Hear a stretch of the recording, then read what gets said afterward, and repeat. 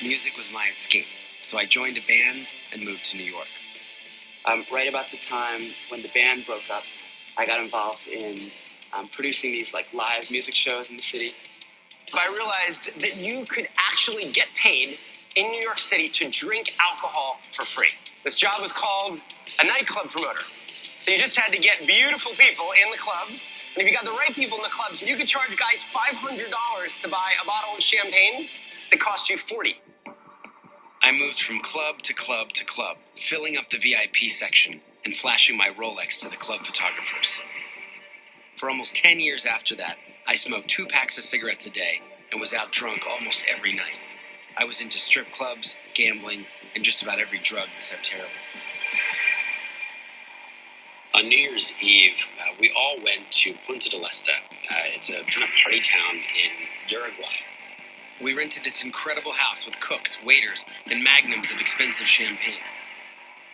Although it looked glamorous on the outside, there was a long decline in happiness. I remember just feeling so unhealthy about it all. The next day, the party was still going, but I wanted the music to stop.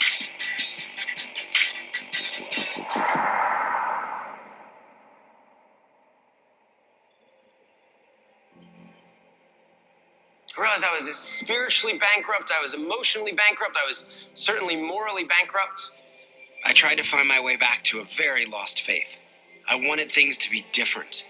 I left nightlife, sold almost everything I owned, and decided to take 1 year off to try serving others instead of myself.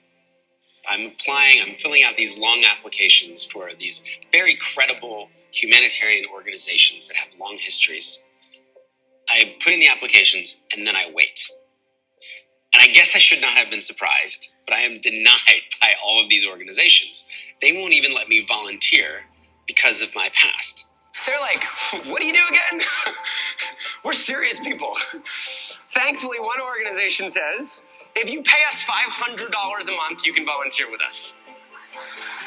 So I said, here are my credit card details. Where are you guys going? They were an amazing team of doctors and surgeons who traveled the world on a hospital ship. They specialized in removing facial tumors, and they were going to Liberia, one of the poorest countries in the world, and a country I'd never even heard of.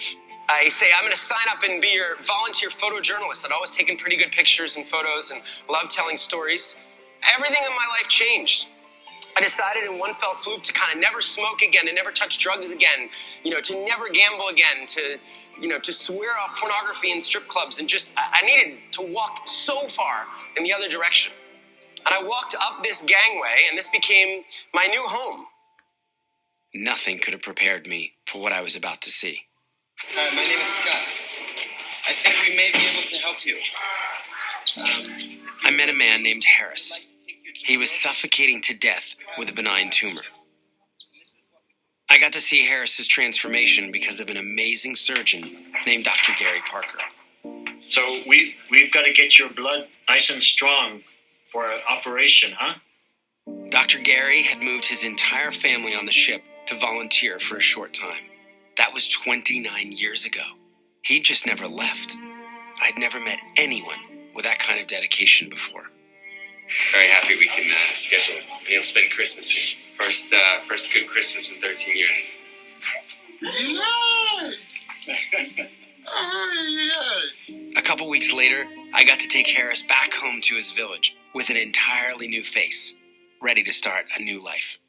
The uniform that's put on people when you have these terrible deformities is you're rubbish, you're worthless, you're spiritually cursed, and when you can change the uniform, it's huge. And the person starts to imagine that they might not be rubbish after all. No one in our world is rubbish. There was one day when more than 5,000 sick people came to see our doctors. Some of them had walked for more than a month. But there were too many of them, and we just didn't have enough doctors. I remember holding my camera, crying. We had to turn thousands away. We were changing individual lives every day, but I wanted to do even more. I'm documenting these life-changing surgeries, But I started to spend more